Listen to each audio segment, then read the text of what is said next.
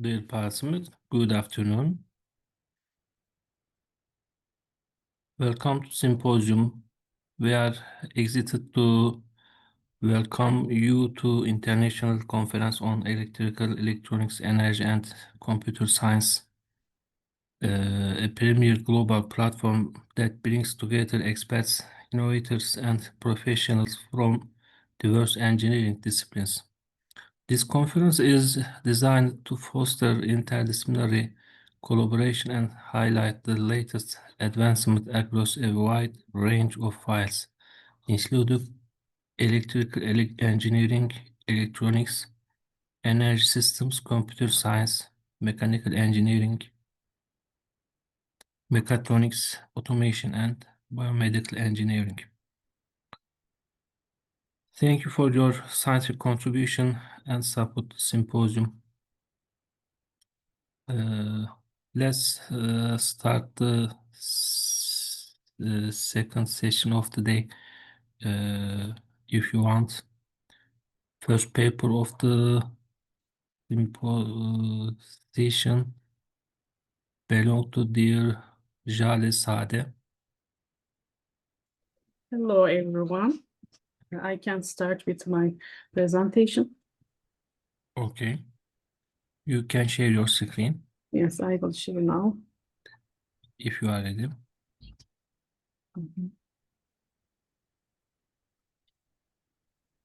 Do you see my screen now? Yes. Okay. You have 10 minutes, please. Okay, I will be quick. Hello, everyone, and welcome to my presentation. My name is Jale, and I am a PhD student in the Department of Mathematical Engineering at Yıldız Technical University. Today, I will be presenting a part of my doctoral research. The title of my presentation is Assessment of Pregnancy Outcomes in Gynecological Cancer Patients Undergoing Fertility Sparing Surgery with Machine Learning Techniques. These are the main points throughout the talks. Let's start with introduction part. Gynecological cancer are among the leading global health problems. According to reports published in 2020 by the World Health Organization and International Agency for Research on Cancer, more than 1.3 million women worldwide are diagnosed with gynecological cancer every year. Approximately 15% of these women are reproductive age. Surgical treatments for gynecological cancer often involve removal of the uterus and or ovaries. But such procedures results in fertility. So considering the declining birth rate in the world and individuals' desire to have children, fertility preservation has become an important issue. In this context, fertility sparing surgery, which aim to preserve the uterus by removing only part of the instead of complete removal, have emerged as a promising alternative. When we examine the literature about the gynecological cancers and fertility sparing surgery, most studies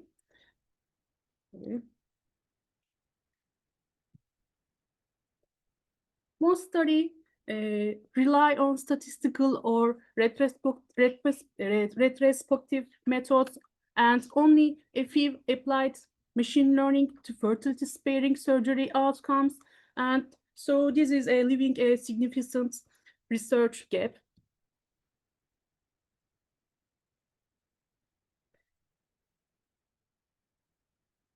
Why I didn't change my...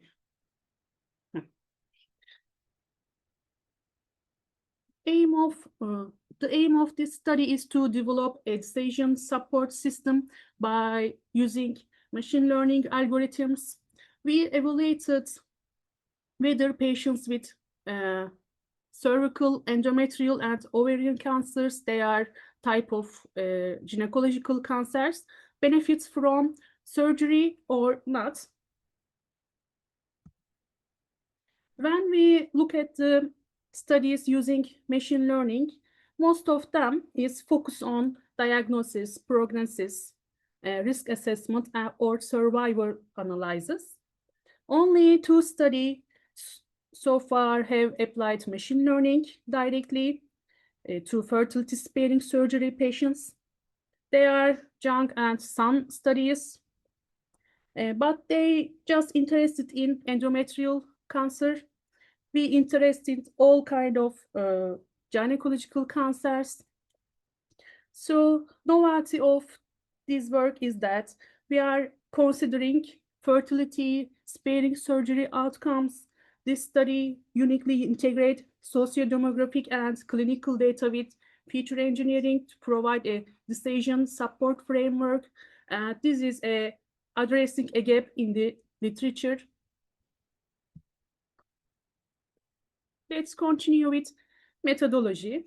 In this study, we first collected data from 116 patients who are treated in the 2 private hospitals in Turkey between 2010 and 2022 with ethical approval. Before applying any machine learning methods, we performed several pre-processing steps. These included handling missing volume. For numerical feature, we use mean. For categorical feature, we use mode. And we identify the outliers using box plot and z-score. And we performed feature engineering, handling class imbalance. Using synthetic data generation, we use adaptive synthetic sampling and smooth techniques. And finally, transforming and normalizing the data set.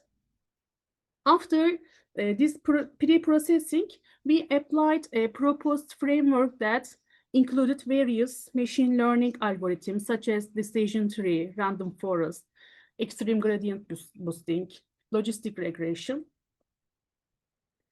For model training and testing, we use both k-fold cross validation and holdout methods.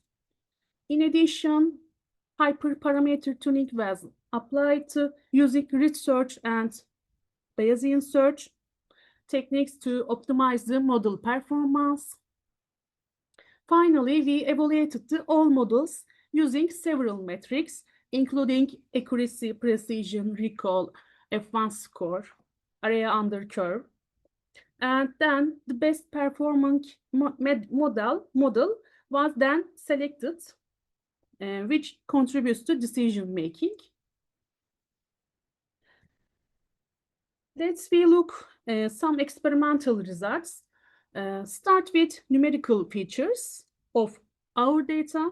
They are diagnosis age, follow-up duration, and perioperative parity. Parity means that number of the births. When we examine the descriptive statistic, we see that fertility sparing surgery is predominantly performed in young because of mean of the 29, and it's require a long-term follow-up duration and also zero birth. It's no history of parity woman and performed like that. Let's continue with categorical features of our data. They are cancer type, surgery type, performed surgery, recurrence, treatment response, chemotherapy, pregnancy desire, like that. When we examine the graphs, we see that most often performed ovarian cancer predominantly through laparoscopic surgery. Despite the, for example, despite the high rate of complete treatment, response, the lower pregnancy rate compared to proportion of patients desiring pregnancy maybe results from factors beyond the surgical success, such as ovarian reserve or additional treatments like chemotherapy, and maybe patient age because of that.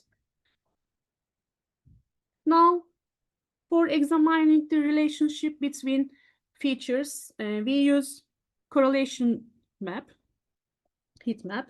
For example, when we look here, identified a significant positive correlation here, 1.50 between pregnancy desire and pregnancy outcome.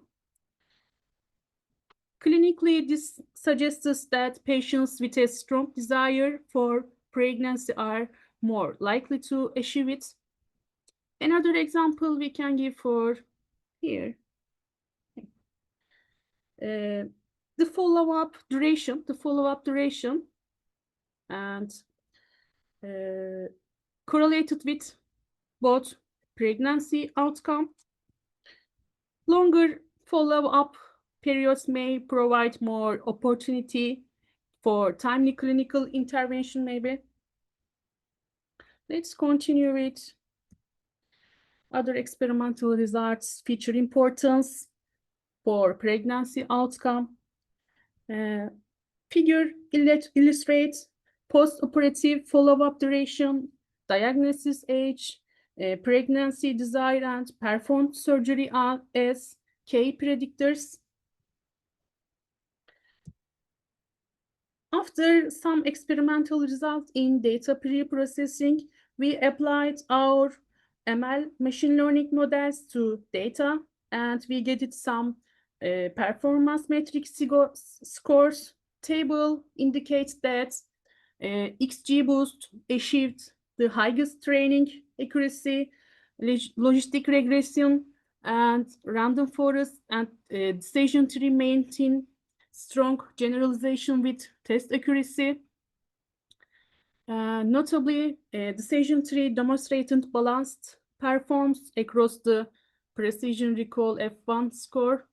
In contrast, KNN and SVM exhibited lower test accuracy.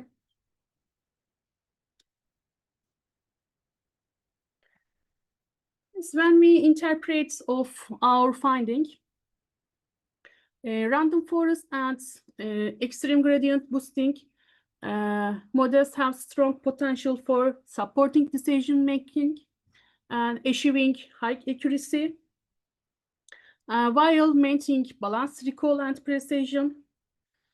On the other hand, logistic regression and decision tree models also demonstrate consistent performance, indicated they may be reliable alternatives when interpretability is prioritized. In contrast, the lower performance of KNN and SVM suggests they may be less suitable for clinical application in this data set.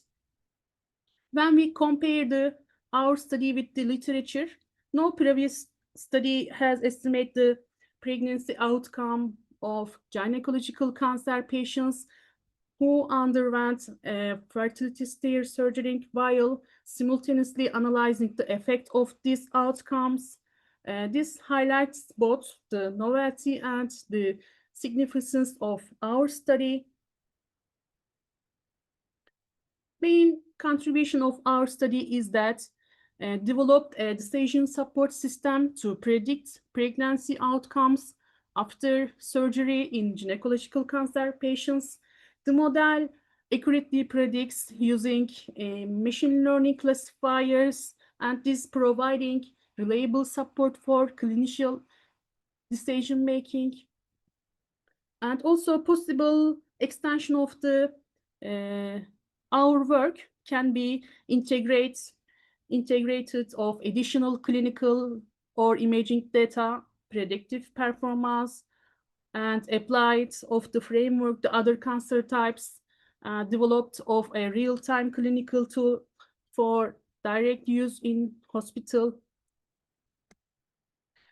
And also, I would like to thank my advisors, Professor Dr. Hale Gonca Köçken and Professor Dr. İnce Albayrak. This research is also supported from Health Institute of Turkey. They are my bibliographies using this presentation. Thank you for listening. Thanks for your presentation. Pass me, do you have any question about the study? Okay, no questions. Thank you again. I wish you success. You are welcome. Next paper belong to dear Melis Umut Öztürk. Hello everyone, I'm sharing my screen right Are now. you ready to present? Yeah, I'm ready. I will share You my can share your screen. Okay. I'm sharing, wait a minute. Sharing button is Yeah, bottom of the screen. yeah, Zoom just screen. my computer just faced a problem. Maybe my coworkers can share a screen for me this time. Mustafa, maybe you can help me.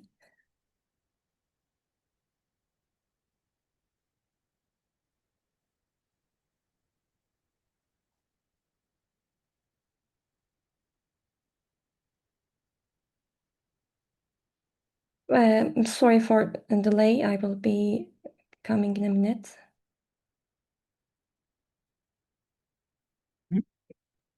Maybe I can start my presentation since I'm after the Melis. Okay. Meanwhile, she is fixing the issue with sharing. Okay, it will be better for me. Thank you. Okay.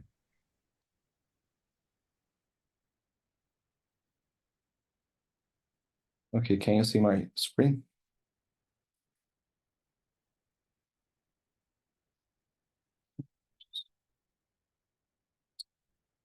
Okay. Hello everyone. I am Enis, and today I will be presenting you the user-centric product discovery for personalized e-commerce recommendations. And our motivation is the e-commerce platforms generally hosts millions of products and the users, and these systems and us, we want to deliver personalized recommendations to our users. And most of the systems base on the item-based events or directly user-based historical events. And our main aim is to encourage user to discover new products. So that is why we have built a user-to-user recommendation systems, which mainly aims to detect users that are similar to each other. So, like I said, we want to first identify the similar users based on their behaviors, and we want to let's say that we have user A and B. We want to recommend user B purchased products to user A. So with this, we want to eliminate a bit the long tail item discovery problem, which mainly causes because of the some products are much more popular than the others, such as the iPhone 17, and that is why they have been showing more and more frequently in most of the recommendations, and most of the products with no review, no events remains in the background. So to eliminate this a bit, we want to select directly the user B purchased items to recommend to user A. So with this, we want. Huh? Okay. So with this, we want to encourage user A to discover new categories, but also we will, of course, mainly aim to recommend the relevant products, not just random items to user A. We want also the recommended product should be similar to user A past behaviors. So to achieve it, we have did some research, and one of our main research was about, of course, finding similar users, and one of our method was the user-based collaborative filtering, which mainly aims to directly generating a vector from past behaviors, which might be generated from the directly user to item matrix or the user to category matrix. And we have checked the graph-based models, which such as the graph sage or the pin sage, and we mainly focused on the graph sage one, which links the users and the products and generates a user embedding or the product embedding from the graph-based training. And also the embedding-based user modeling, which mainly use it might be directly user-based generated item user-based embedding or average method of the user past the interacted items embedding. And to, of course, manage the diversity and complementary between the recommended products, since we are recommending a new type of products, we should be diversify them so that their user interaction rate might increase.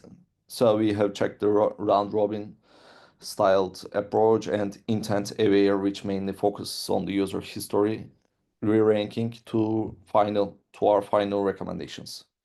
So in our methodology, we have used 12 months behavioral data of the users, and we checked the users with the 10 distinct purchases to generate proper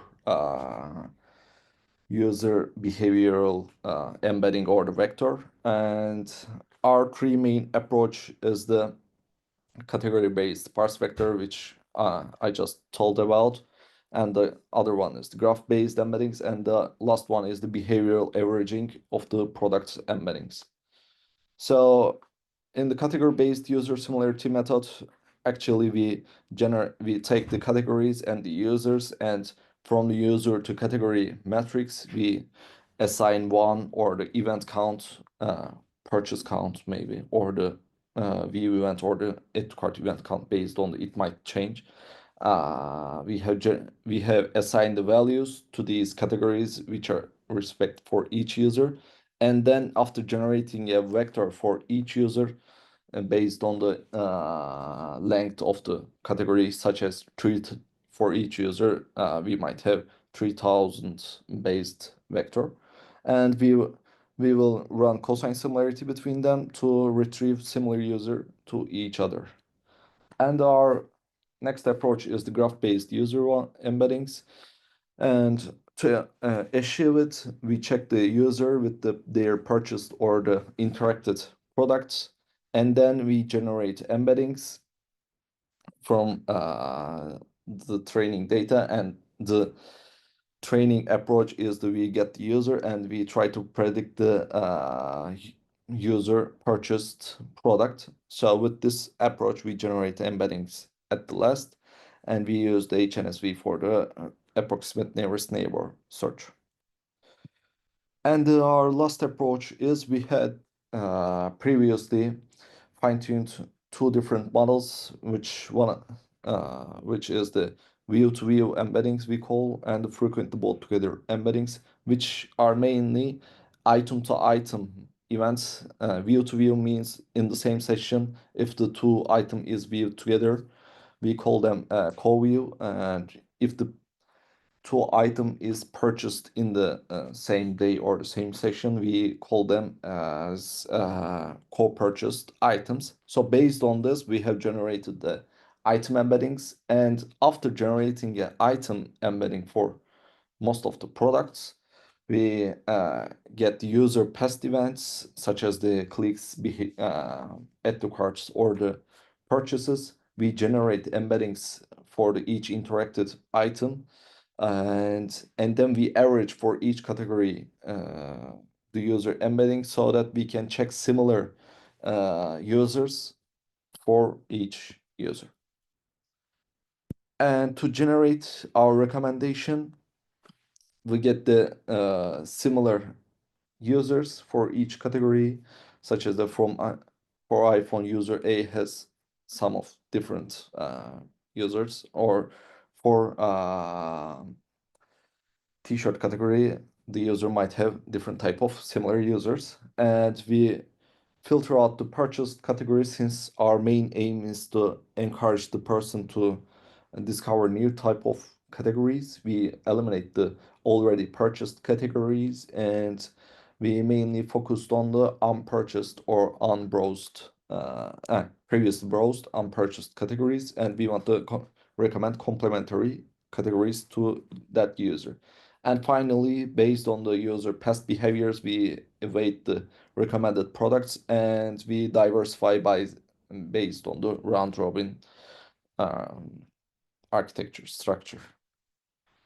And as results, we have the like the five methodologies. At total, we have evaluated the next 30-day purchase prediction with the different type of metrics such as hit rates or NDCG, and our item-based view-to-view embedding-based user similarities achieved the best results for us. And that was all for our presentation actually. And we have built, what we did is we have built a recommendation framework based on the user similarities, and we recommend to our users to the categories that they have unpurchased or undiscovered maybe. And in future, we want to build more coverageable model with which considers more cold start users, since currently we are filtering out the users that hasn't purchased 10 products or less, and we want to use the more behavioral signals, which currently we aim to use the purchase events, which are most meaningful event for the user, but the user might still have user previous interactions might also be considered more and more, and we might include the temporal modeling or the casual modeling, and which I mean with the temporal, we might include the time the user have purchased. We shouldn't be consider the item that purchased yesterday and the item purchased that 2 years ago as same for that user embedding generation side. And thanks for the listening. That was all for me. Thanks for your presentation. Dev Parsim, do you have any question about this study?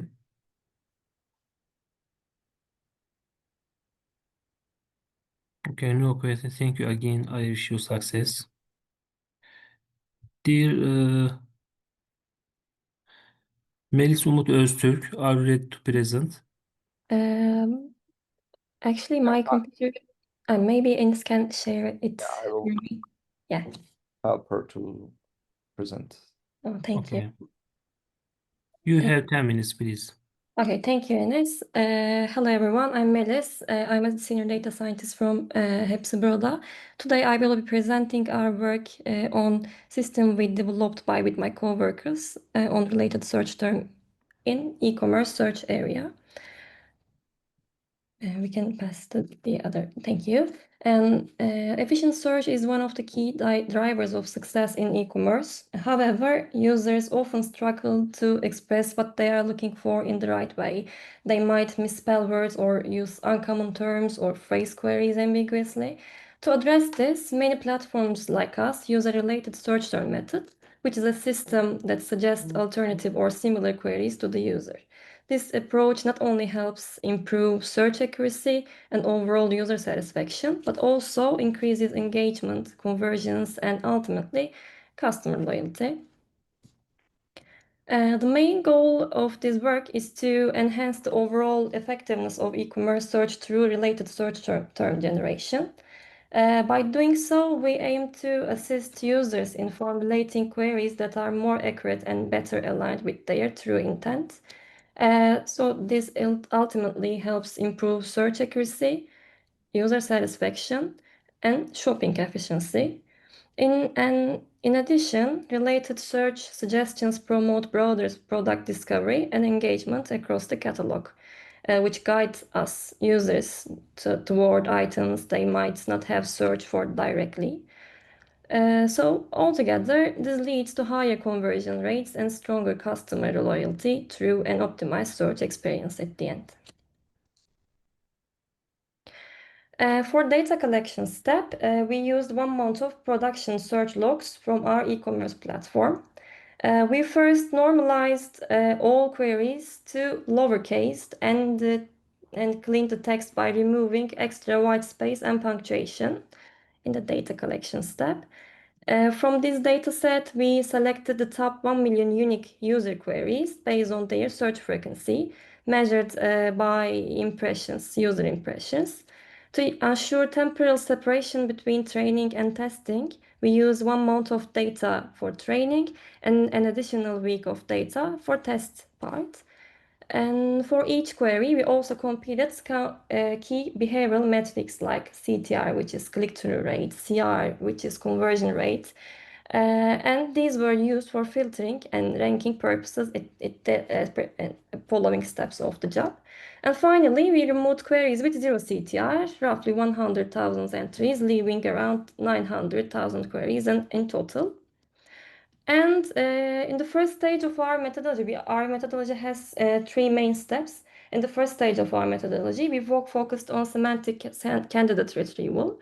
Each cleaned user query was encoded using Turkish BERT model to generate sentence-level embeddings, and effectively represents each query as a dense vector in semantic space. We then built an hierarchical navigate small world indexing to enable scalable and approximate nearest neighbor search based on cosine similarity. And finally, for every query, we retrieve the top 50 most similar queries.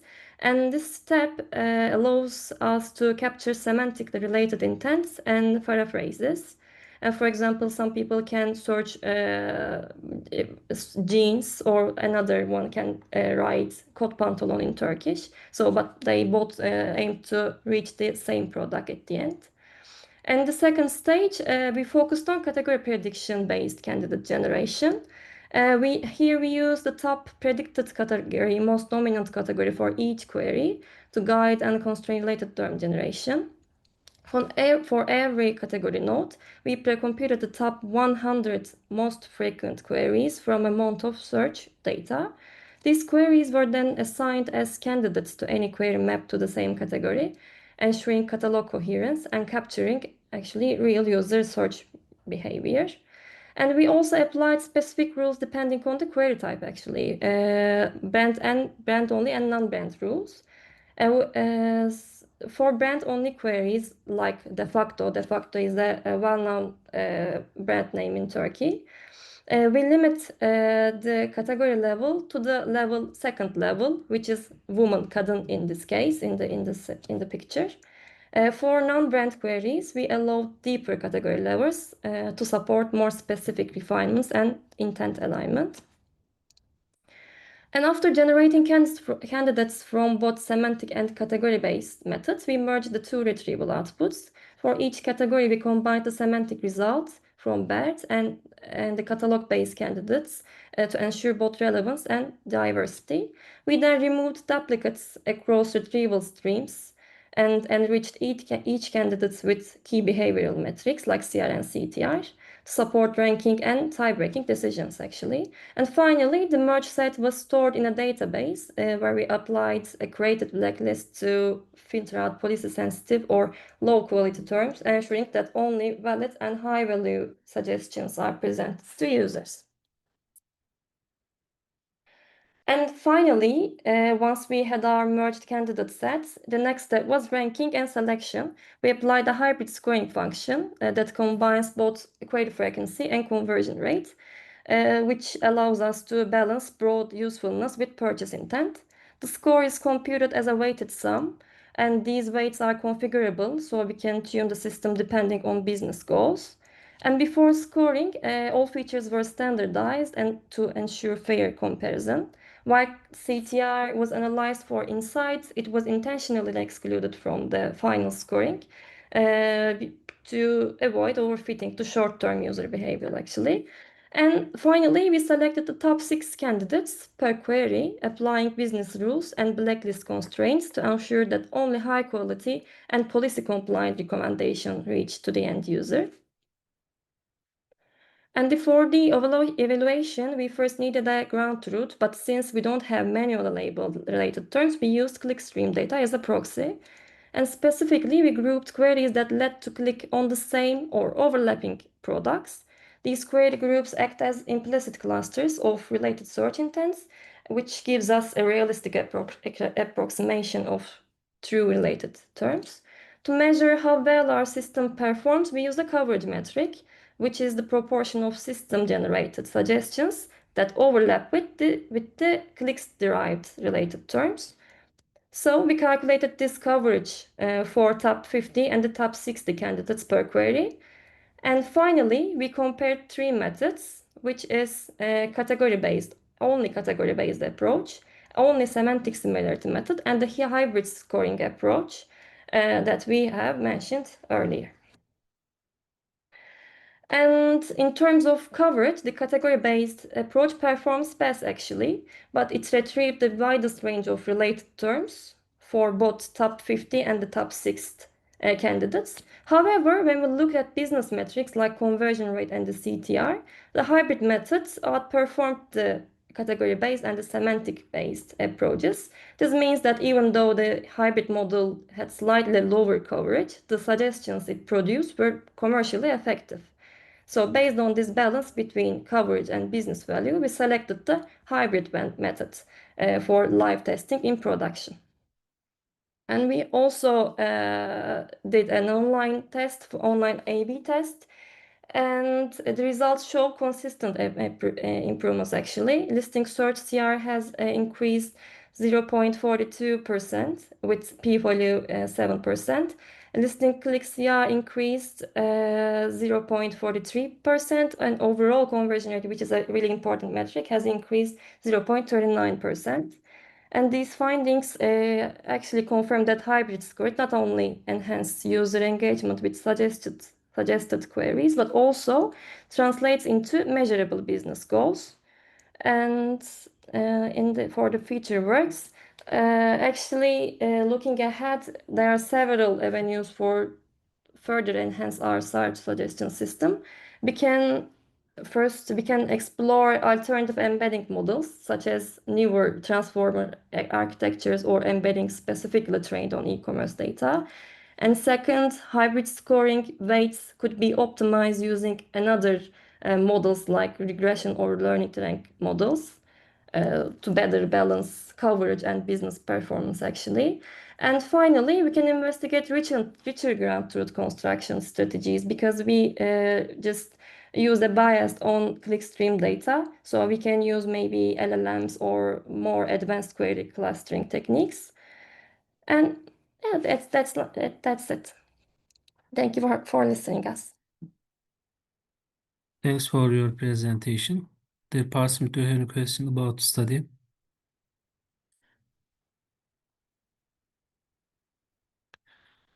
Okay, no questions. Thank you again. I wish you success. Thank you. Next paper belong to dear Mustafa Keskin. Okay. Are you ready to present? Yes. You can share Do you your want me screen. to also share this one? Yes, please share screen. Second.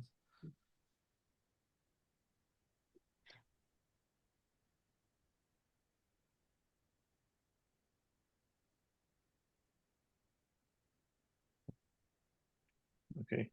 You have Hello. to, please. Okay. Hello, everyone. My name is Mustafa. I will have presentation temporal popularity-based recommender system for e-commerce comparison evaluation. I will give this study with my colleagues Enis and Sinan. Our motivation, there is a million of products and user exist in e-commerce companies. Our main goal is improved conversion rates, which means higher sales and engagement. Also, we want to increase our customer experience. Traditional collaborative filtering or content-based system ignore the temporal dynamics or seasonal effects in the recommender system. A popularity-based method actually very simple and lightweight models to alternative to collaborating filtering methods. We evaluate 4 methods in popularity-based recommender system. First one is most popular recommendation items. Second one is recent popularity, we say recent pop. Third one, decade popularity, decade pop. Last one, trend-based popularity, we actually propose this method as a trend pop. Our aim, next month product orders using past sales logs. Our dataset contains last 1 year order data, and we evaluate our target sales data as next month's user order data. We say we took last 1 year order data for our users. At this page, yes. And we also evaluate next one order. We have 2 main metrics, hit rate and recall. Hit rate mean, for example, we will propose each user recommend, for example, 100 products. If our user will buy any of them given our list, we say 1. If not ordered any product, our recommended product, we say 0. It doesn't matter which position for hit rates. And recall, there's a small difference between hit rate and recall. Hit rate doesn't count how many products you buy. For example, you can buy 4 products for recommended 1,000 product or 1 product. It doesn't matter with for hit rates, but for recall at K metric, is important for which position and how many item order for given user. We evaluate top 10, top 100, top 1,000 product for each user. First method is most popular item. We take last 1 year order, then, for example, how many mobile phone product orders, how many shoes, how many t-shirts order each product level. We just count order sales, and we took just top 1,000 product, the method. Second method is recent popularity. We took just last 3 months order for the fetch trend-based last seasonal, for example, summer effect, winter effect. We want to calculate the last 3 months to get seasonal effect. Last method is decay popularity. We also took last 3 months, but we apply exponential function, which means we also take, for example, this month order, last month order, 2 months before the current date order. We calculate score exponentially, which means if user recently buy something, give more weights, but if users buy something 3 months ago, they have less weight, but also they get some score. Maybe next page.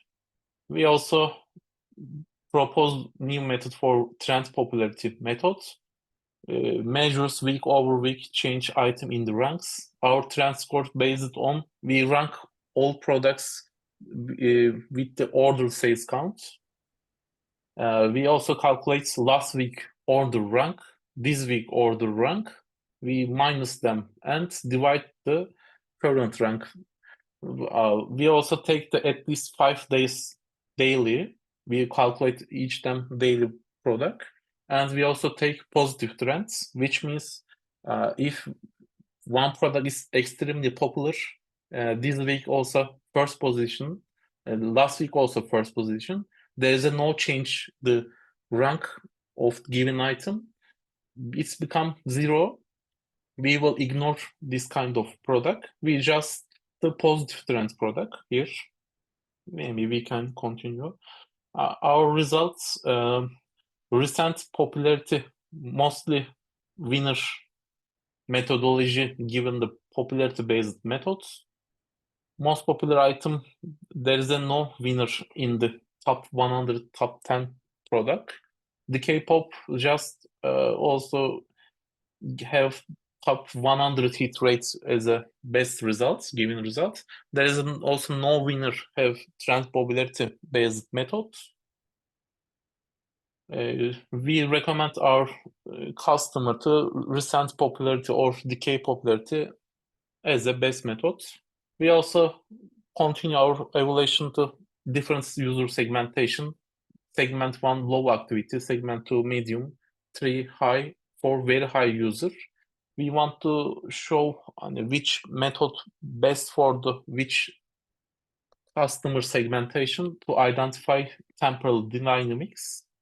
Next table, we will show the result as a maybe next page. Okay. We investigate here different user segmentation popularity method, which popularity method is better. We also have similar results to previous table. Recent popularity have least active users. Recent popularity, we recommend the recent popular method to least active user because they don't have interaction our system. So they like most of them cold start user. We recommend the recent popularity method as this guy. Second and third methodology, they have also similar pattern. We also recommend the recent popularity method to least and medium active user, but in the very active user, decay popularity most 3-time winner, 4-time, but recent popularity have 2-time winner of different metrics. So we recommend to use decay popularity method for most active users. Key insights: recency and decay popularity-based method improve the forecasting for the next month sales. Decay popularity working best of the most active users. Popularity based method very simple and interpretable. Recent popularity method for we recommend the cold start and low activity users. There is no personalization here. Maybe next page. We want to apply personalization for the feature works. Trend popularity, we recommend trend popularity, but there is no significant gain here. But we saw there is too many different items recommend than other methodology. There is no business effect in the trend popularity. For feature work, we will apply, for example, demographic or behavioral computation for specific segments. We will investigate deep dive in this area. We will also each methodology A/B test for further analysis. We also combine decay pop and with collaborative filtering combined methods for feature works. Thank you for listening. This is my presentation. Thanks for your presentation. The department do have any question about the study?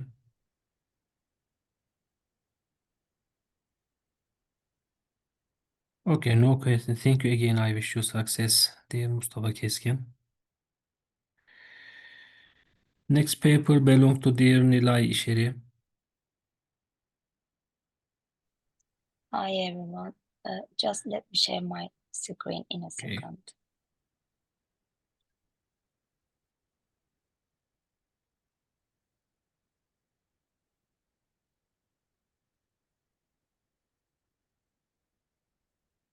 I also couldn't share my screen because of the permissions, I guess.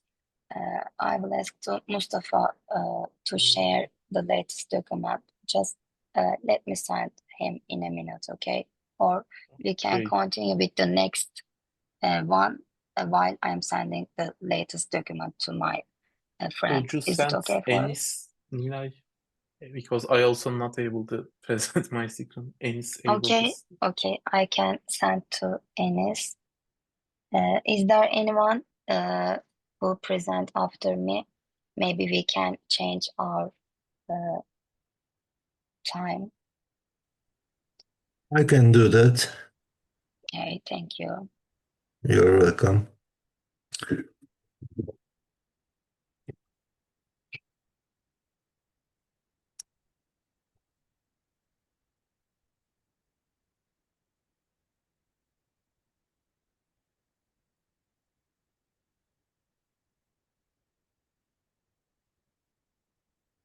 AI?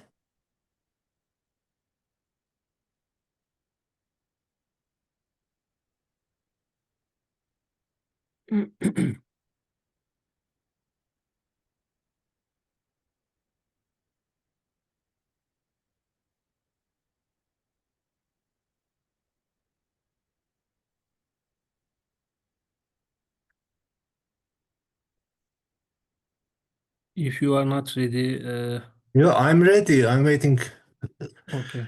to start. Okay, I'm sharing my screen.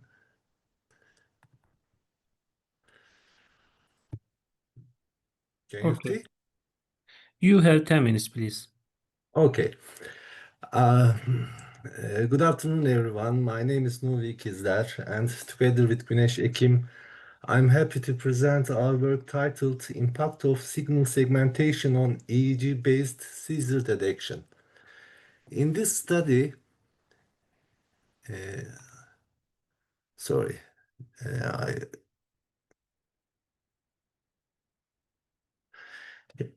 In this study, we look at how dividing EEG signals into smaller parts affects the accuracy of automatic seizure detection. In many EEG studies, segmentation is seen as a small pre-processing step, but we wanted to see if it actually plays a bigger role in performance. So today I'll show you how segmentation interacts with feature extraction and classification, and how it can help or sometimes even reduce the performance of seizure detection systems. Epilepsy is one of the most common brain disorders. According to the World Health Organization, it affects more than 50 million people worldwide. Seizure detection using EEG is very important for diagnosis and treatment, but it usually depends on manual inspection by medical experts. This process takes a lot of time and can be subjective, since different experts may interpret the same signal in different ways. Because of that, automatic seizure detection systems have become more important. They are faster and give more consistent results. However, one thing that may studies ignore is the effect of segmentation, how we divide the EEG signals before extracting features. This step may look simple, but it can change how much useful information we capture. So, our key question is, how does the segmentation length affect the EEG-based seizure detection performance? The main goal of our study is to see how different segmentation levels affect classification results. We compared two common feature extraction methods. One, the discrete wavelet transform, DWT, which gives time frequency information. The second one is the power spectral density, PST features, which focuses on frequency information. And we use the random forest algorithm for classification because it performs well with complex data and gives stable results. We tested our system on both binary and multi-class problems to see how segmentation behaves in different situations. This helps us to find which segmentation level and which feature extraction method are the most robust. We used the University of Bonn EEG dataset, which a well-known database in seizure detection studies. It includes 5 subsets, A, B, C, D, and E. A and B came from healthy subjects. C and D come from patients during seizure-free periods. E includes signal recorded during actual seizures. Each signal has 4,096 samples recorded at 173.61 Hz. We divided each signal into 1, 2, 4, 8, and 16 parts. This means segment sizes go from 4064, 96 from samples down to 256 samples.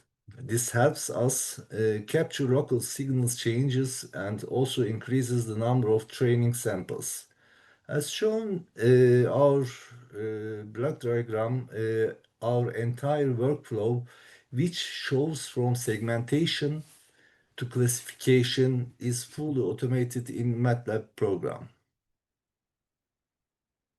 Let me explain our overall method. First, we divide each EEG signal into non-overlapping segments. Then we extract features using either DWT or PST. After that, we classify the features using random forest. Finally, we evaluate the results with accuracy and precision using tenfold cross-validation for fairness. This process helps us focus only on the effect of segmentation without being influenced by other factors.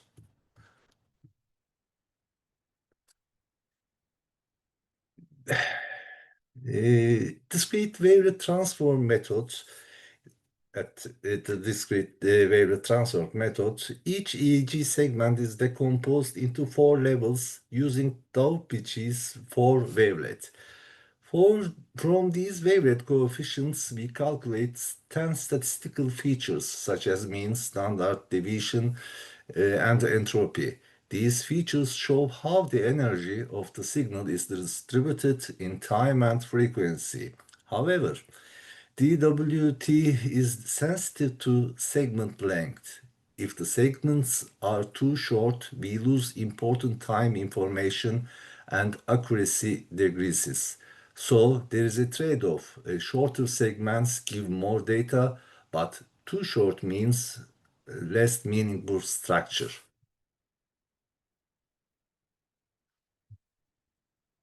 The second feature extraction method we used is power spectral density or PSD. We used the wedge method to estimate the power spectrum of each segment. Then we calculated 10 frequency-based features such as spectral entropy, spectral flatness, spectral bandwidth, and Kullback-Leibler divergence. Unlike DWT, PST focuses only on frequency content. This makes it more robust to short segments and to noise. Even when the EEG is divided into small parts, the frequency characteristics remain stable. That's why PST features are very useful for real-time analysis and online seizure detection. For classification, we used random forest algorithm. Random forest combines the results of many decision trees. Because of that, it's robust, avoids overfitting, and works well with high-dimensional features. We measured accuracy and precision to evaluate the system. To make the test reliable, we use tenfold cross-validation, which means each part of the data is used for both training and testing. This gives a fair and stable estimate of the model's real performance.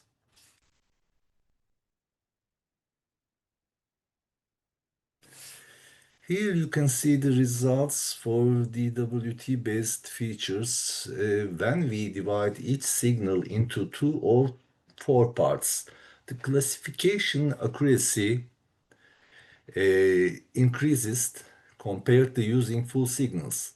But when we increase segmentation further, for example 8 or 16 parts, accuracy starts to drop. This happens because over-segmentation breaks the temporal structure of the EEG and DWT cannot capture patterns effectively. So moderate segmentation works best for the DWT, while too much segmentation lowers performance.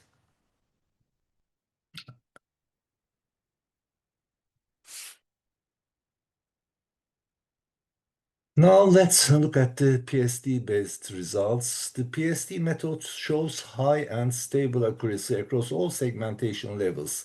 Even when we use 16 segments, performance remains strong. This means PSD features are less sensitive to segmentation and still capture K-frequency information. In shortly, PSD gives a reliable description of EEG signals even for a small time windows. That's why PSD is ideal for real-time seizure detection systems.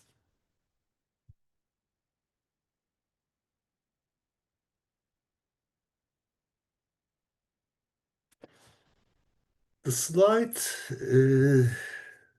compares DWT and PSD results directly. DWT performs best when we use 2 or 4 segments, but its accuracy drops with higher segmentation.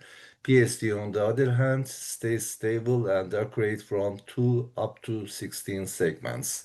In general, DFT is better.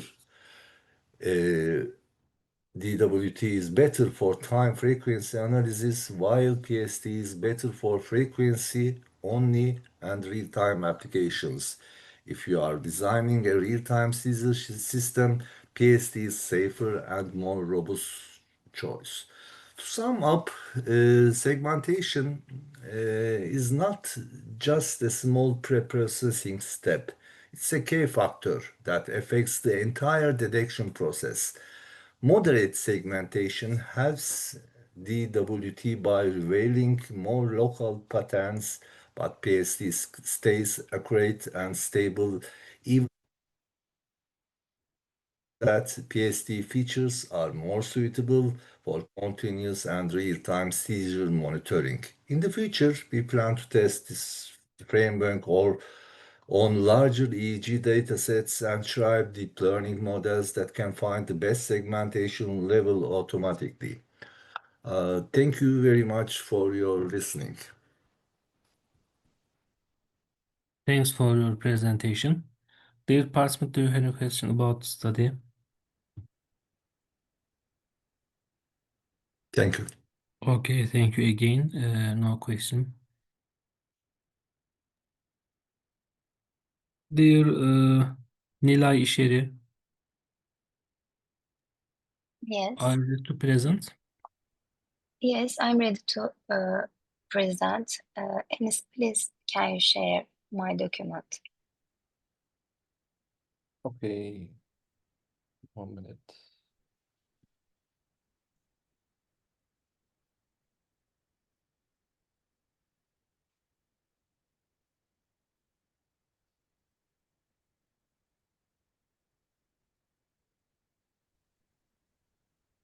Okay, you have 10 minutes, please. Okay. Today, I will present our work on predicting purchase frequency in e-commerce using a hybrid machine learning approach. Next, please, Enes. Here is the outline of my presentation. I will start with the introduction and goal of our study. Then I will describe the dataset and features. After that, I will explain 3 modeling parts: regression, classification, and hybrid approach. Finally, I will share our evaluation results and conclusion. E-commerce has grown very fast in recent years, producing a large amount of customer behavior data. Predicting how often customers buy helps improve marketing, supply chain planning, and customer loyalty. But traditional models like RFM can't capture modern data complexity because they have less flexibility. That's why we use machine learning, especially boosting algorithms, to predict next month's purchase frequency more effectively. Next, please. Thanks. Our goal is simple in this problem, is to predict how many purchases a customer will make next month. We divided users into 3 groups. 1 purchase, 2 to 3 purchases, and 4 or more purchases. These predictions support targeted marketing and operational planning. The focus is on creating a model that's accurate, interpretable, and scalable. We used 1 year of historical transactions before the prediction month. The target variable is the number of purchases in the next month, grouped into 3 categories, which I mentioned before. The dataset contains diverse purchasing habits. Some users buy occasionally, others buy more regularly.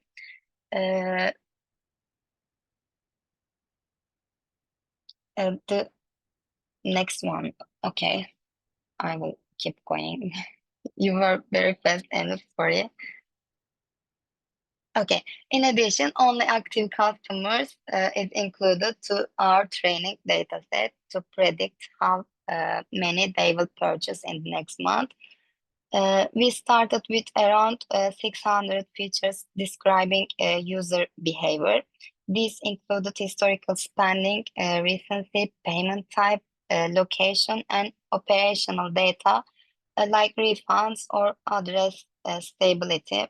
We then applied a multi-step selection process, which are filtering low variance and correlated features, ranking importance using light GBM, and keeping only the top features. Finally, we reduced the set to about 40 strong predictors. We first tested a regression setup. The model predicted a continuous purchase count, which we then mapped to the 3 categories, which are 1, 2 to 3, and 4 plus categories. This way, we preserved the ordinal structure of the problem. Regression gave high precision and smooth ranking between classes, but high frequency customers were not predicted well enough. Yes, here you can see the class level performance of the regression baseline. The model works well for single and medium frequency buyers, but it shows lower performance for high frequency group. This problem motivated us to explore other approach that could better identify these high frequency customers. Our next step was multi-class classification. The model directly predicted 1, 2 to 3, or 4 plus categories. Accuracy improved slightly, around 0.63, as you can see from the table. But results were still limited for high frequency users, so we decided to design a binary model focused only on that multi-frequency group. Next, please. In this step, we ask a simple question: will the customer make 4 or more purchases next month? This binary approach helped us focus on that behavior. Boosting models like Light GBM and XGBoost achieved strong area under curve scores around 0.85. They also gave better precision when they predicting high activity. Yes, we can continue. Finally, we combined both methods into a hybrid model. The first stage uses a binary light GBM to detect high-frequency users. The second stage uses an XGBoost regression to predict the frequency for the rest of the customers. This approach takes the best of both approach, like classification for high activity and regression for ordered structure. The hybrid model gave the best overall performance. Yes, this table compares the hybrid model with baseline. The hybrid model improved accuracy and recall by around 2%, as you can see from the table here. It also delivered more stable performance across all customer groups. Overall, it was a strong and practical solution for our problem. All models were validated with chronological splitting, meaning we trained on older data and tested on newer data to prevent data leakage in our problem. We evaluated them using accuracy, precision, recall, F1, and array under curve metrics. Gradient boosting methods performed best, and the hybrid framework was the most balanced and consistent for our problem.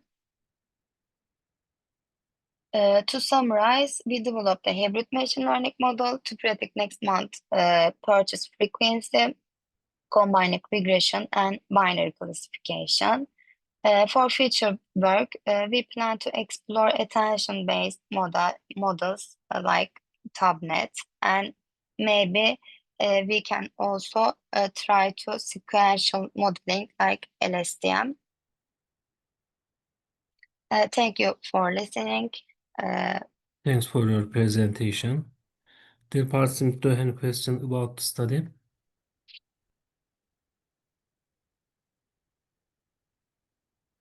Okay, no question. Thank you again. I wish you success. Thank you. Next paper belongs to dear Nur Sultan Yüce.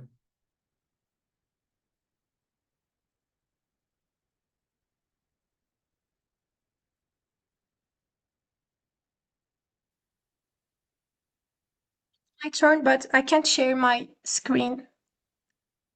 Your screen is shown.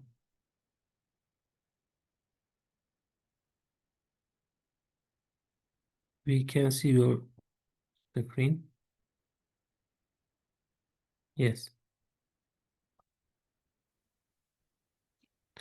You have 10 minutes, please.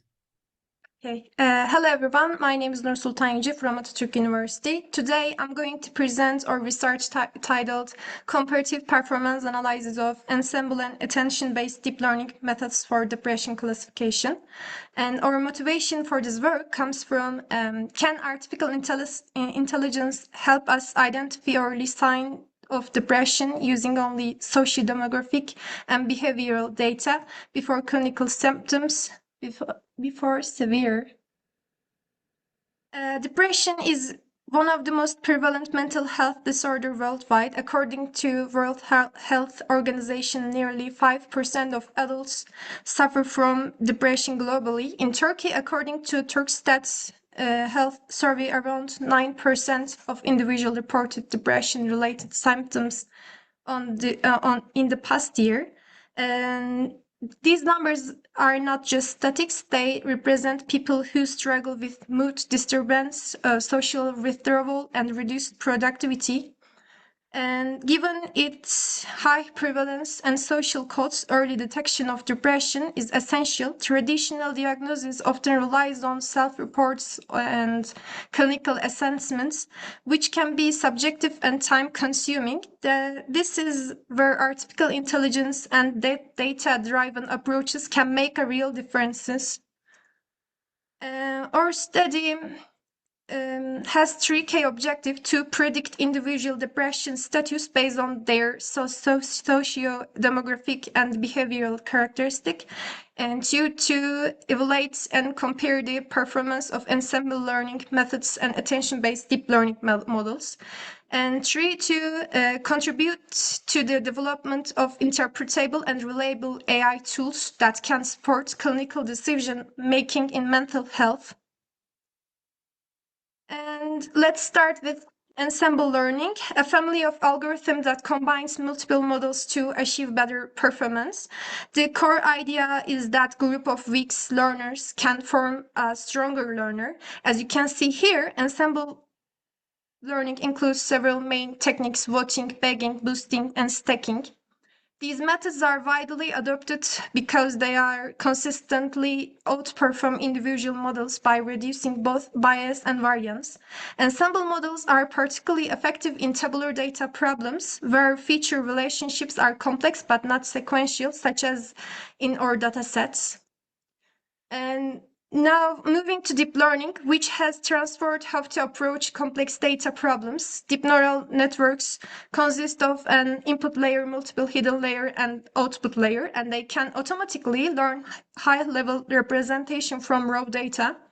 However, standard deep learning models often lack interpretability, which is crucial healthcare. That's why we focus on this more recent model, TabNet. As shown on the screen, figure 1 illustrates the TabNet architecture. It's an attention-based deep learning model specifically designed for tabular data. The architecture consists of three main parts: the feature transformer, the attention transformer, and decision step, which aggregates the learned information to make final prediction. And for our experiments, we used a public available dataset from Kaggle and includes 49,976 observations and 20 features covering variables such as demographic characteristic, academic and occupational information, lifestyle habits, and several psychological indicators. The target variable is binary, and the dataset was relatively balanced between the two classes, which helped ensure fair model training. Yes. Before modeling, extensive data pre-processing was required. We removed columns with more than 60% missing data. Non-informative columns like ID and name were also removed. For missing values, numerical features were imputed using the median, categorical features with the modes. Categorical variable were encoded using label encoder and one-hot encoding depending on their type. All numerical features were standardized using standard scalar to avoid bias due to scale differences.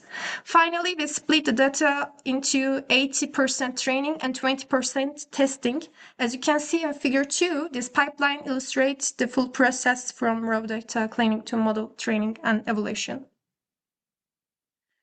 We compare 7 models in total: random forest, XGBoost, gradient boosting, CatBoost, LightGBM, DNN, and TabNet. To ensure fairness, each model underwent hyperparameter tuning using randomized search CV and grid search CV. After optimization, we combined the best model using a stacking ensemble approach. This allowed us to exploit their complementary strengths. For TabNet, we used the Adam optimizer, early stopping, and weight decay term to reduce overfitting. We also applied dropout and batch normalization for further regularization. And as you can see on the slide, table 1 summarizes the best hyperparameter found for each model after training. And look at the results for ensemble methods shown in table 2. LightGBM achieved the highest accuracy, reaching 92%. CatBoost, GBM, and XGBoost also performed very well, with accuracy around 91%.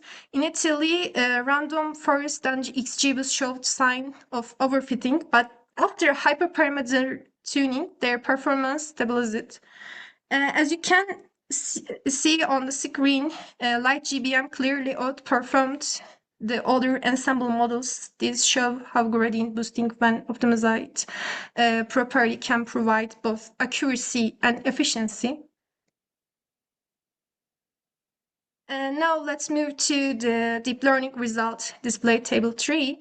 Here, TabNet slightly outperformed the traditional DNN model. TabNet achieved 91% accuracy, while DNN achieved 90% accuracy. Both models showed smooth convergence and low loss values, as shown in figure 3 below the table.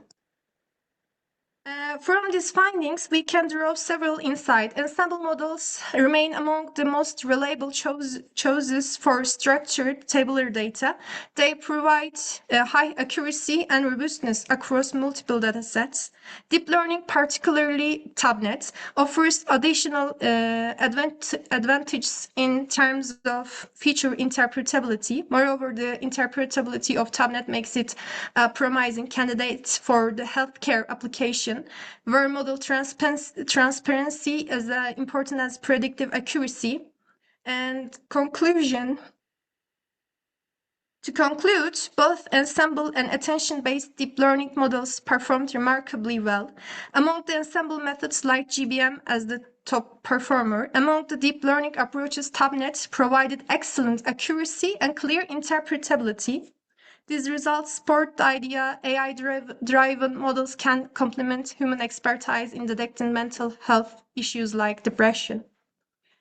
As shown on this slide, our feature plans include adding diagnosis-specific features to enrich the dataset, applying advanced featured engineering for better performance, expanding to larger and more diverse dataset, and integrating the models into clinical decision support system under expert supervision. The long-term vision is to develop a comprehensive AI-based mental health support system that can aid both clinicians and individuals in early diagnosis. And here you can see my main references used or study. And thank you very much for your attention. Thanks for your presentation. Dear participant, do you have any question about the study? Okay. Okay, no questions. Thank you again. I wish you success. Next paper belong to dear Kutayba Abloui. Okay, Are thank you. Present? Yes, I'll be happy to present in a minute. Okay.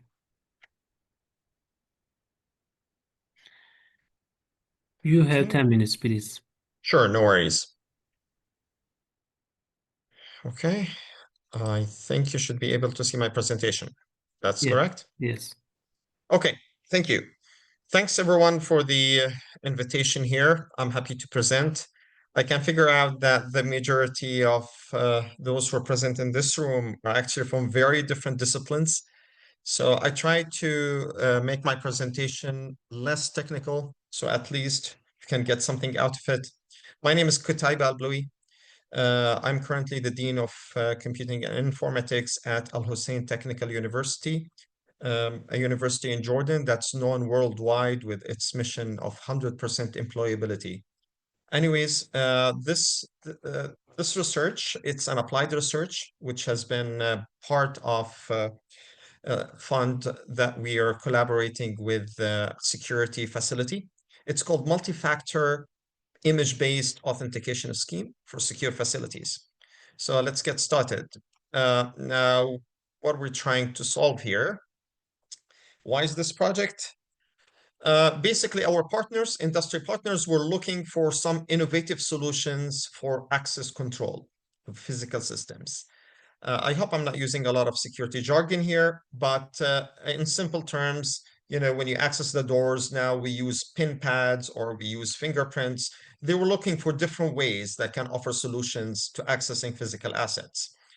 Now, the three main restrictions that we wanted. We wanted to use a multi-factor authentication. Multi-factor authentication is when you have multiple steps in authentication. Most of us nowadays, we enter a password and then we receive something on our phone. That's a form of multi-factor authentication. We want to avoid textual passwords. So we don't want to type passwords. And we want something that balances security with usability. So these were the three main objectives that we were operating. So now I'm going to skip some of those so I can get to the gist of it. I'll have a small video demo, 2-minute video at the end, which probably will give you a good idea what we have achieved. Okay. What's the problem with textual passwords? Why don't we just continue using it? Basically, they have well-known problems. Some of it is an attack in security we call brute force attack, when the attacker tries all different passwords. And users even until today, users still use weak passwords. And also, when you lose your password, we have issues with recoverability and also remembering all of the passwords for all of your different websites. They are subject to something we call social engineering, key logging, and phishing attacks. So we're trying to avoid textual passwords, at least in the context of the project that we're dealing with. Okay, security and usability. This is a well-known engineering issue in the field of cybersecurity. If you make it too secure, probably users won't use it. If you make it more usable, probably it will have a lot of vulnerable solutions. So we're trying to balance between the two. Now, our mission, we wanted to use an image as a password rather than a text. And we want to use a three-factor authentication, not two-factor authentication. And we want to integrate it into well-known secure cryptographic protocols. So we're not going to invent the protocols. Rather, we will design a system that combine what we already know is tested and accepted in the industry.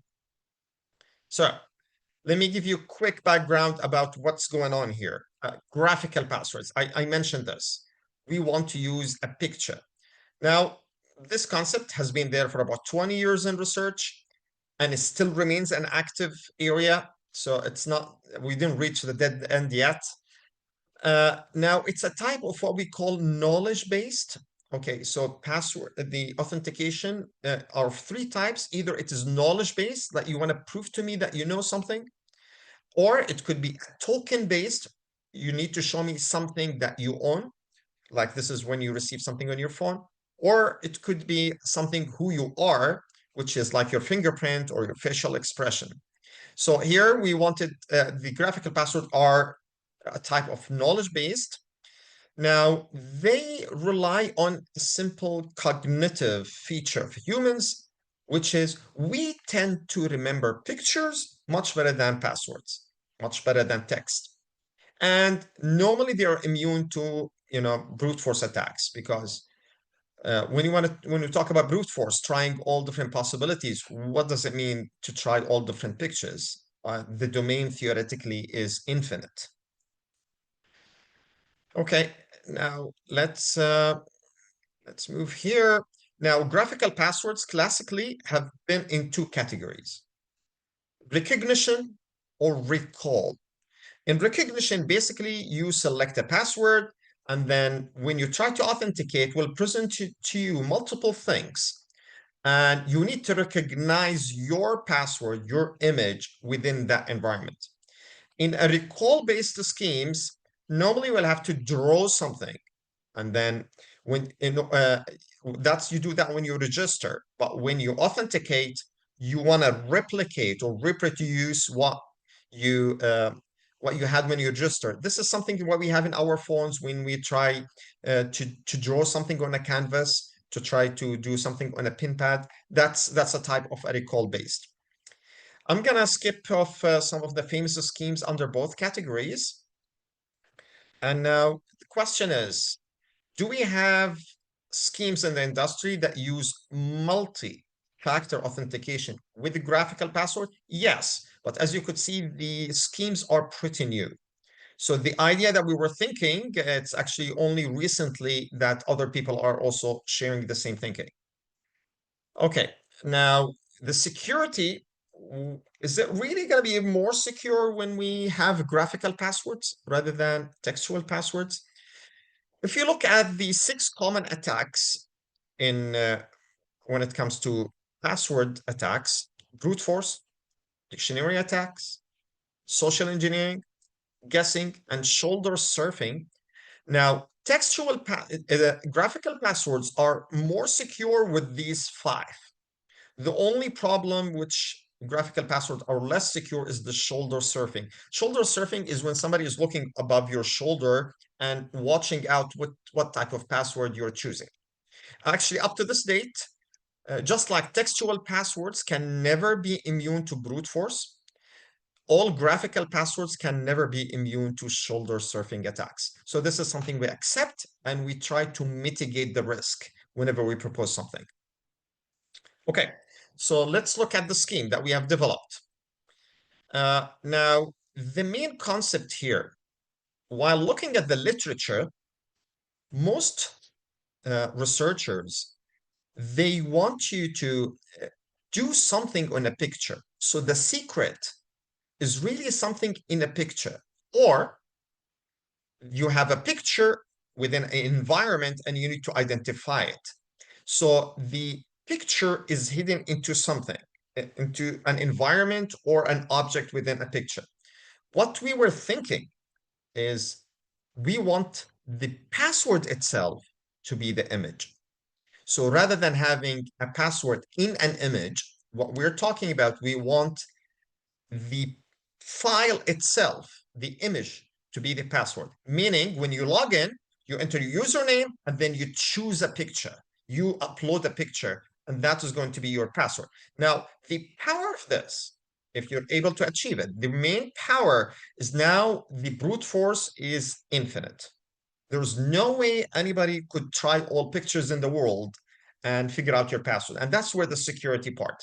Now, we have multiple projects working on this. So, but the idea is really important, that we want the image to be the password itself. So what did we do? We worked to develop a prototype for door access. However, this is generic. You could apply it to any physical asset. It could be a machine that you want to limit access. It could be a car. It could be any physical asset. You could apply the same system. The three-way authentication that we developed, we're going to use biometric, and we opted for fingerprints. And for something you have, we opted for something cheap and accessible, which is a USB. And for the knowledge base, we're going to use an encrypted graphical password. So basically, we're going to have a USB. It's going to have your picture, your password, okay? And if you lose it, that's fine. No one will be able to read it because it's encrypted in a specific manner that it cannot be theoretically broken. And it needs, the encryption relies on your fingerprint. Okay, so that's the 3 handway. If you don't have the 3, if you do not support your fingerprint and your USB and was not able to identify the picture, then the person will not be able to authenticate. And that perfectly fits the expectations of secure facilities. Now, how does it go? As I said, you provide your fingerprint, and then you insert your USB. It's going to decrypt it, and you'll show the pictures, and then you select the picture. I'm going to jump over some specifics here, but this is good to know about the system components.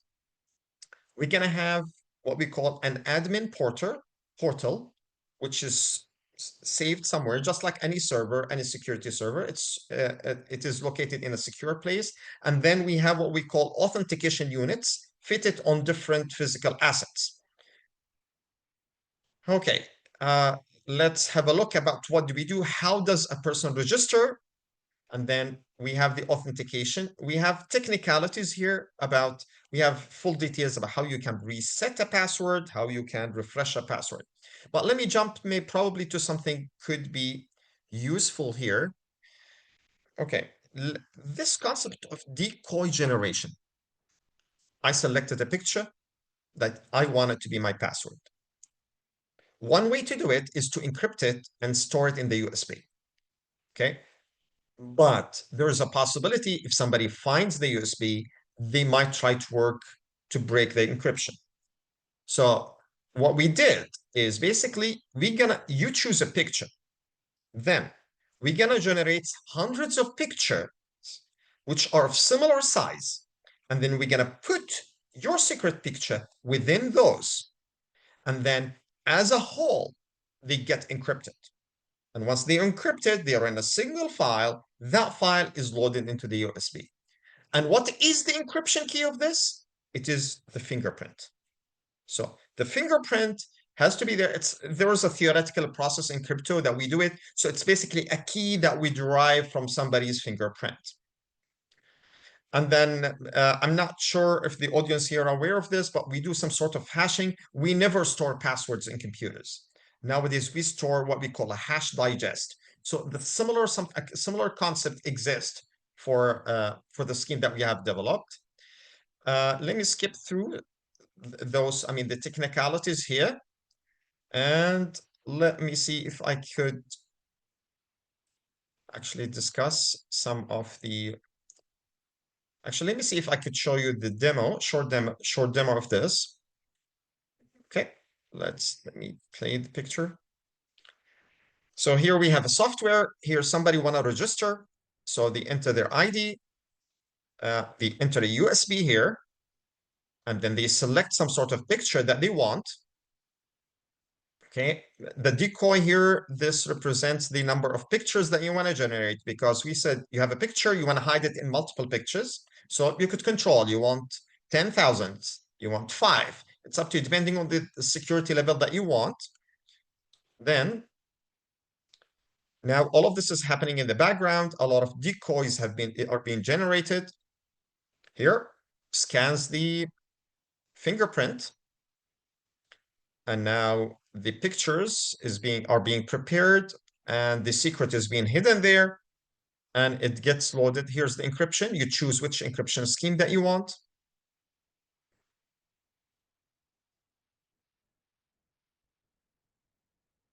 Okay, now it's going to synchronizing. Here how the kit looks like. You put your fingerprint, you insert your USB, and now you completed here's the picture that you wanted, and the registration is there. It's as simple as this. You put USB, fingerprint, you click on the picture. If a person, selects the wrong one, or have the wrong USB or the wrong fingerprint, the unit will detect that they are not legitimate user and they get blocked. Okay, that's what happens when the user is locked.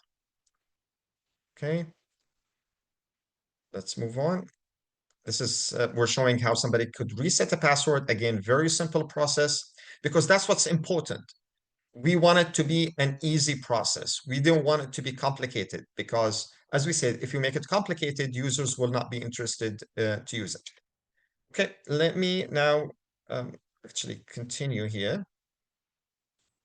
I have only a few concepts that I want to add, and then I'll see if anybody has any questions. Security analysis, probably this is the more technical side. Now we're actually gonna publish another paper just for this, to show different attacks and how we mitigate them. But maybe let me just highlight that in security, we have analyzed security risks based on different surfaces. So what we did in this paper, we showed 4 layers of security analysis. User interface, which is what happens if the user forgot, they lost their USB or they did something silly. We're trying to measure how risky is that and how we mitigate it. And then we have the physical surface. What happens if somebody grabs that unit? Can they figure out all passwords or not? Application surface, when somebody tried to hack the software or the protocols that we're using. Authentication, when somebody tries to break through the controls that we're putting for the authentication. So we have an analysis for each of those. Finally, let me highlight what are really our contributions. So we have 2 main contributions. Contribution number 1, the way that we are creating the decoy of images and hiding the picture in using a password that is derived from a fingerprint, this is something new. Okay. Now, what I mean, structure is something new. So this did not exist in literature. Second, probably we are the first also to do a three-way multi-factor authentication using a graphical user interface. So we have only a few papers that talk about dual. So we're doing the three. So probably we are the first to the best of our knowledge. Now, when it comes to as I said, we have a prototype. It's already being built. It's already being tested. It's already being deployed.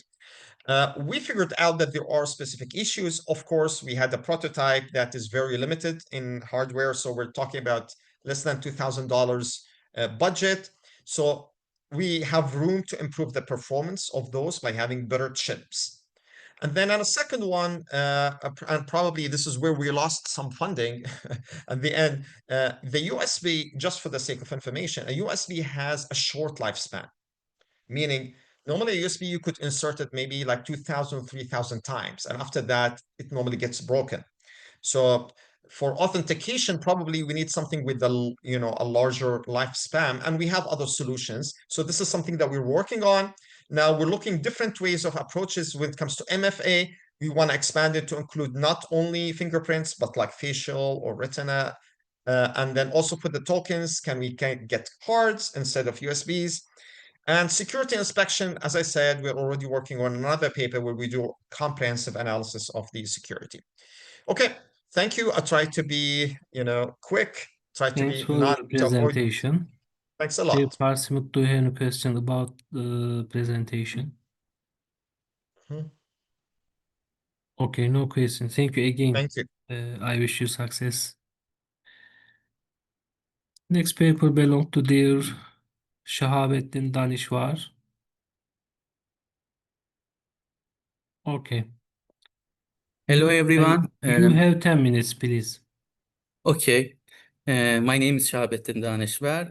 The title issue is a machine learning model for estimating daily rainfall in the Mediterranean climate. Abstract, this study utilized two regression approach, support vector machines, and RBFN to predict the daily rainfall over the Bozda station, Turkey. In use, the various applications, such as the household application like the electric hearts, Alo, refrigerator. kolay gelsin. Ebu Bekir Yaşar ben tekrar.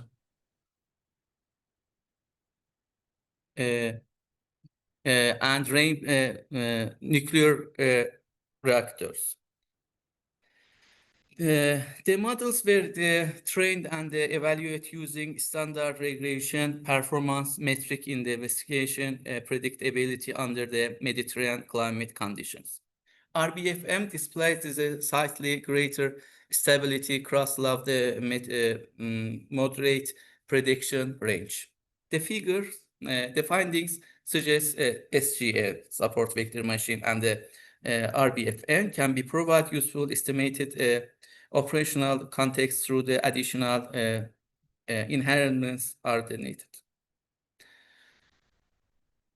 Freshwater resources are becoming increasingly constant and vulnerable as the results anthropogenic population grow in the natural climate variability. In recent decades, machine learning methods techniques have provide a significant advantage in the prediction products. This slide shows you can Bozda Island, Çanakkale province in the Turkey.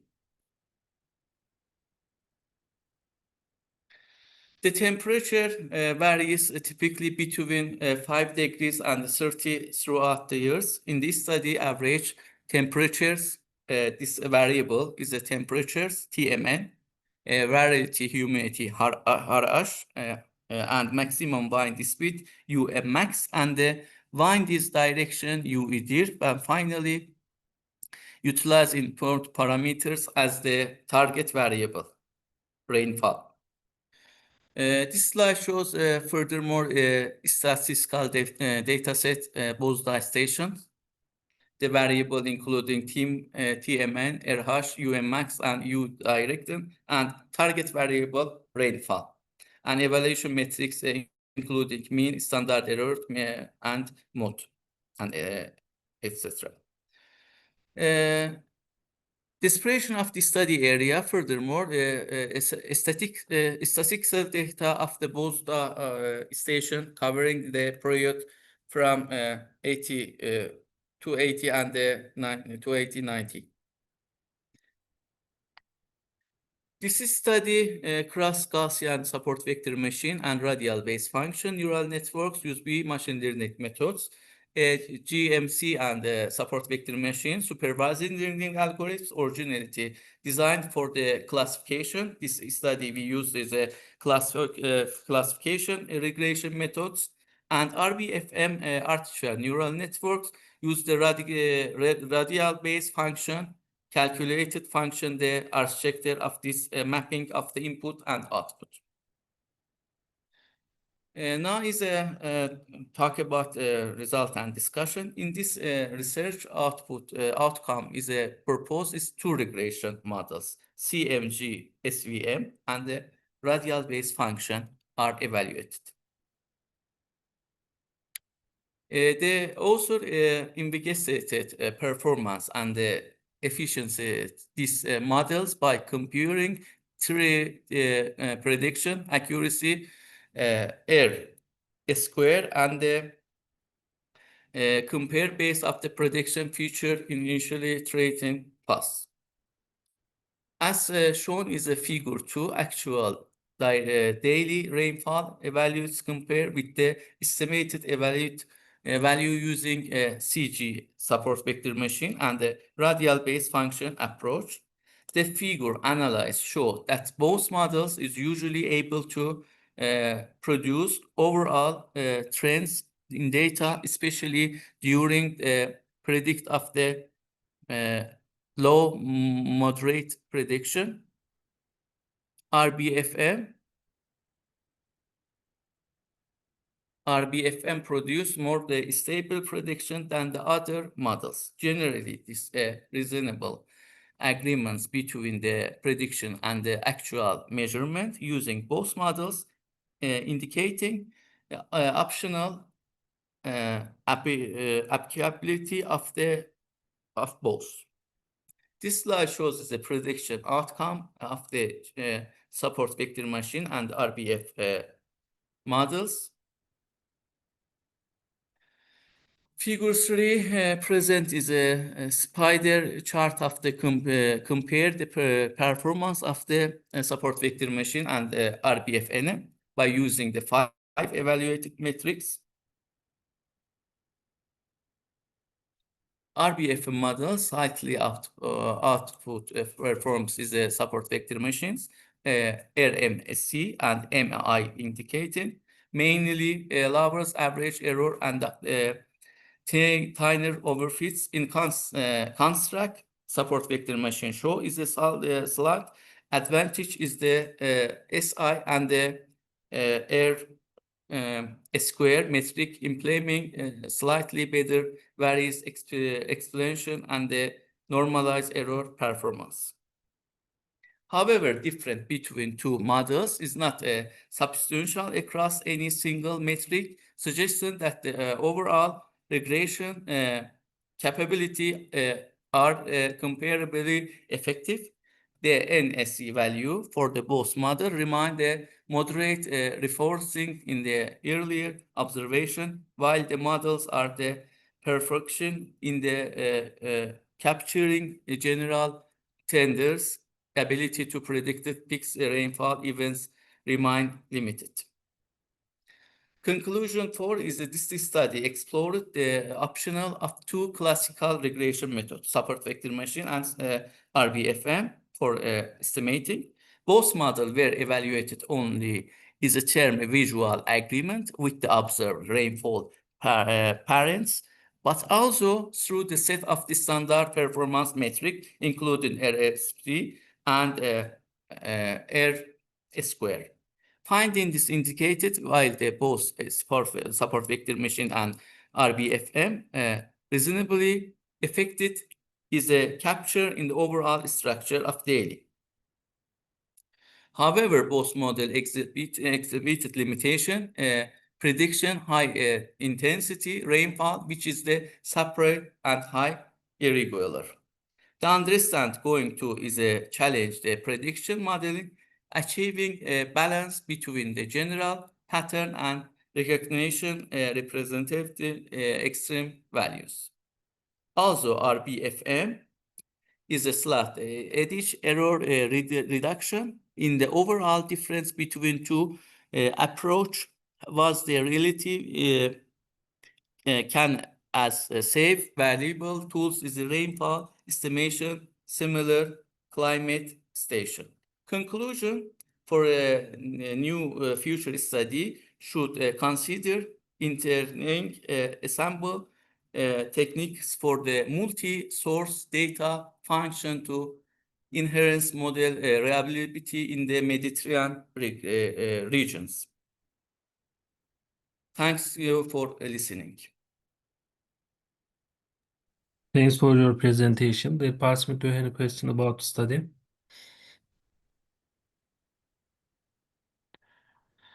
Okay, no question. Thank you again. I wish you success. Thanks a lot.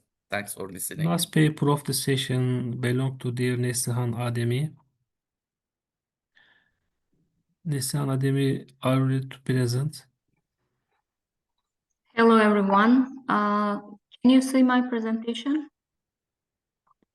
Not yet. Yes, we see your presentation. You have 10 minutes, please.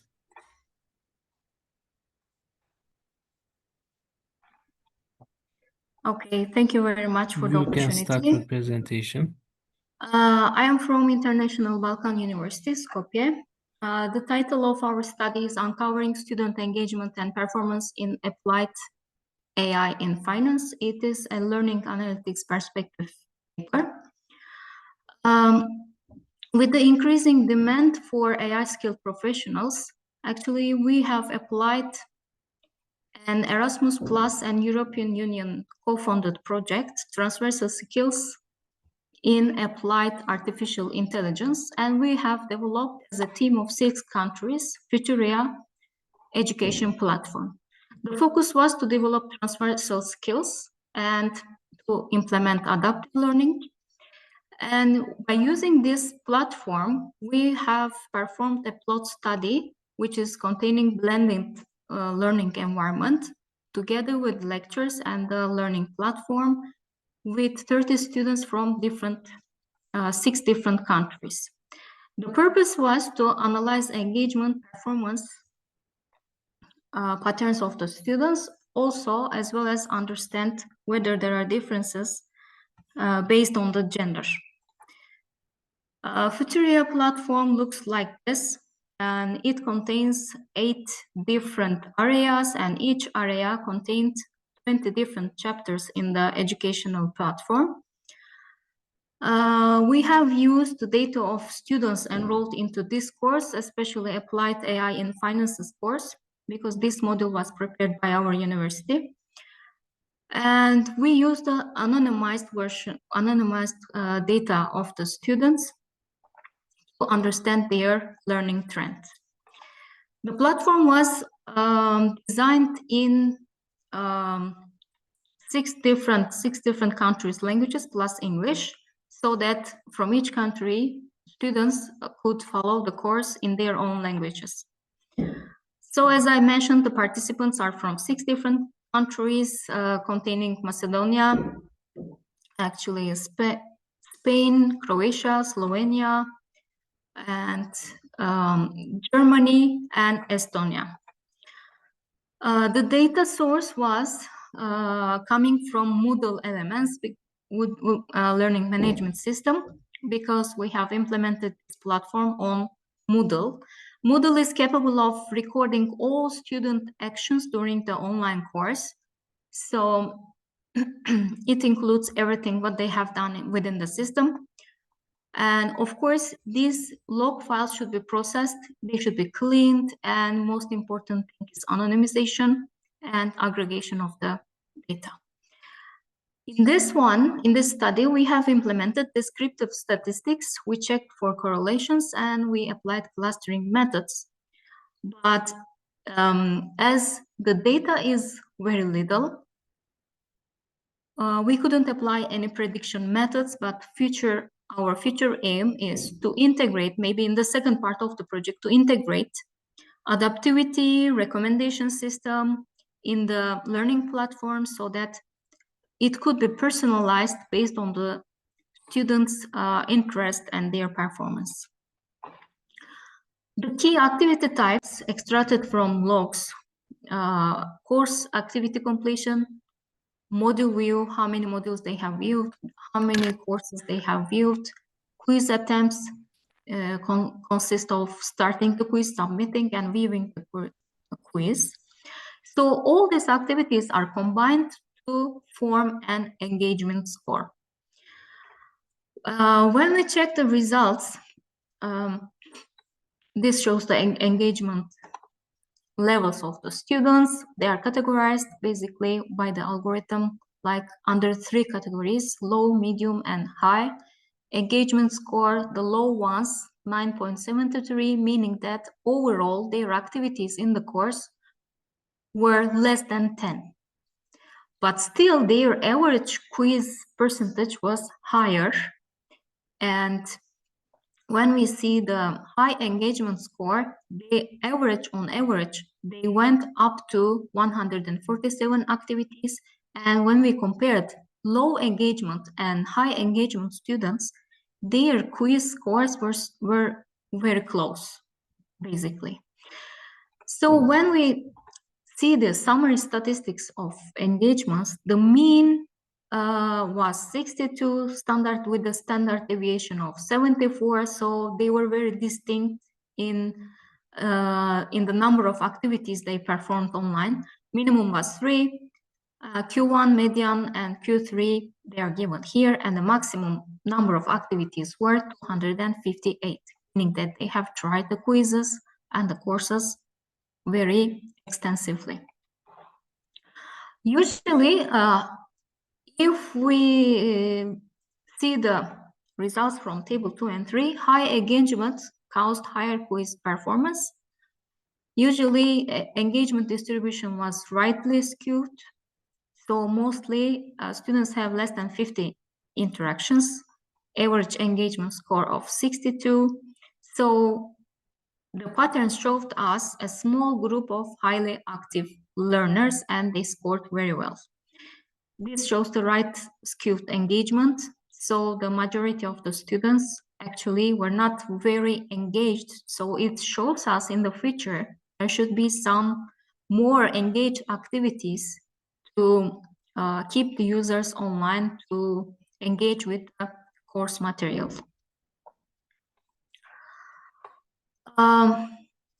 Most activities, this is a gender-based comparison table. Actually, we didn't see significant differences between male and female students. Only course views showed significant difference with the p-value of 0.045. Other activities didn't have any statistical significant differences. When we check the course success and test analysis, usually quiz scores were more than average 95%, but official test scores that we implemented to finish the course had greater variability, and the mean was 15 out of 20. There was no clear relation between test time and the performance. There were some students who spent a lot of time on the test, but still performed very low. Correlations between activities and grades.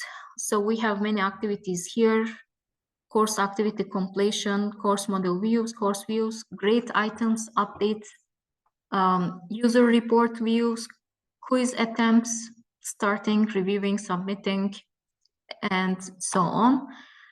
There was a strong positive correlation between quiz-related activities and the grade, which is greater than 0.9. There was a moderate correlation between module views and final grades, and that indicates consistent quiz engagement drives success in the education system. When we have performed clustering analysis, K-means clustering gives us actually 3 clusters. Cluster 0 with moderate engagement, but they had high efficiency, good results. Cluster 1, they had very high browsing. Although they were engaged very much, their test performance was lower. Cluster 2 contains the most active students. Their engagement was high, and they were the highest performance. So we had 3 groups of distinct learner profiles.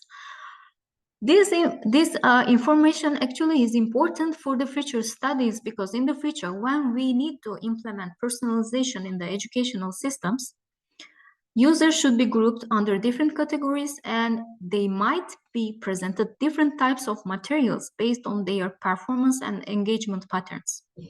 So that, for example, most active and highest performers do not need any additional things. They are already good.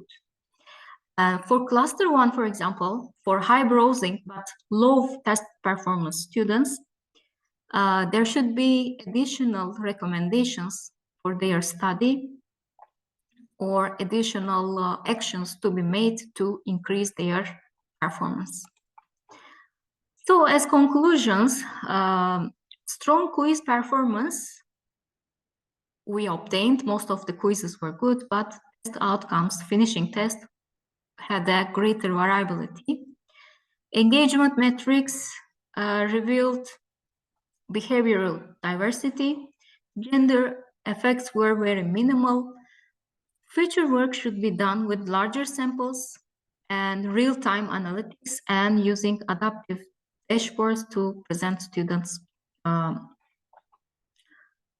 different material and different types of engagement properties actually. What we are missing in educational systems, in AI-driven systems, in electronic marketing, in any other social media sector, we are actually supported by artificial intelligence and behavioral analytics, but unfortunately we are lacking this support in the educational systems. So our future work is going to be implementing these methods in the educational systems. Thank you for your attention. I hope I didn't exceed my time. Thanks for your presentation. Dear participant, do you have any question about the presentation? Okay, no questions. Thank you again. I wish you success. Thank you. Yes, the session is over. Session is completed.